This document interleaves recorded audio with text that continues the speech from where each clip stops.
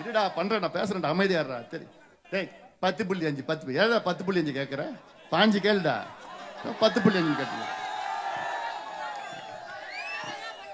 சும்மா 10 கேட்டு வரேன் அதுக்கு வரேன் அமைதியா. இந்த புத்தகத்தை எல்லாம் படிக்கணும்.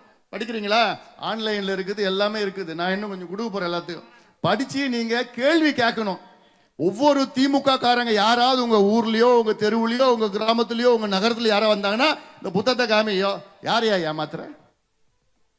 எங்க அண்ணன் அன்புமணி புத்தகம் போட்டாரு பதில் சொல்லியா?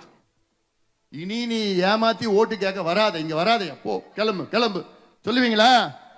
அவசியம் சொல்லணும். ஏன்னா இந்த ஏமாத்து வேலை, இந்த பொய் சொல்ற திமுக வேணாம்.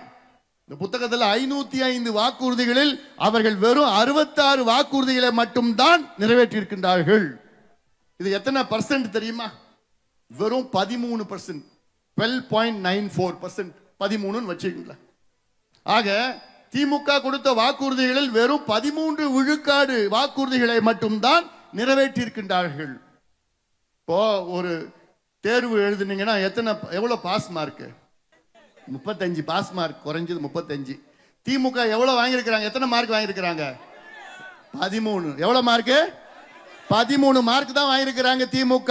13 மார்க் வாங்கினா என்ன ஆகும்? ஃபெயில் ஆகும். திமுக ஃபெயில் ஆயிடுச்சு. ஃபெயிலான கட்சி மீண்டும் ஆட்சிக்கு வரலாமா? வரலாமா?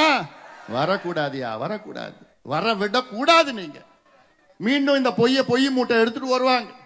இன்னைக்கு அனிதா அதாவது நீட்டு தேர்வு எழுதி பாஸ் பண்ண முடியல, தற்கொலை பண்ணிக்கிச்சு 8 வருஷத்துக்கு முன்பு.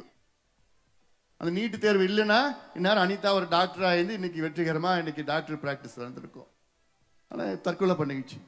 ஆனால் அனிதா ஒரு தற்கொலையை பயன்படுத்தி அது அரசியலாக்கி அதுக்கு பிறகு ஆட்சிக்கு வந்து, ஆட்சி வருவதற்கு முன்பு ஸ்டாலின் அவர்களும் சரி உதயநிதி அவர்களும் சரி தெரு தெருவா வந்து என்ன சொன்னாங்க?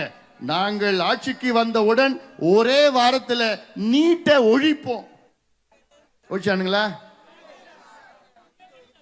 அதான், அதாவது ஒரே வாரத்தில் 4.5 ஆண்டுகள் ஆகிறது. எந்த நம்பிக்கையில மறுபடியும் நீங்க தேர்தலில் வர போறீங்க? எப்படி நீங்க ஓட்டு கேட்பீங்க? மறுபடியும் என்ன சொல்லியிருக்கணும்?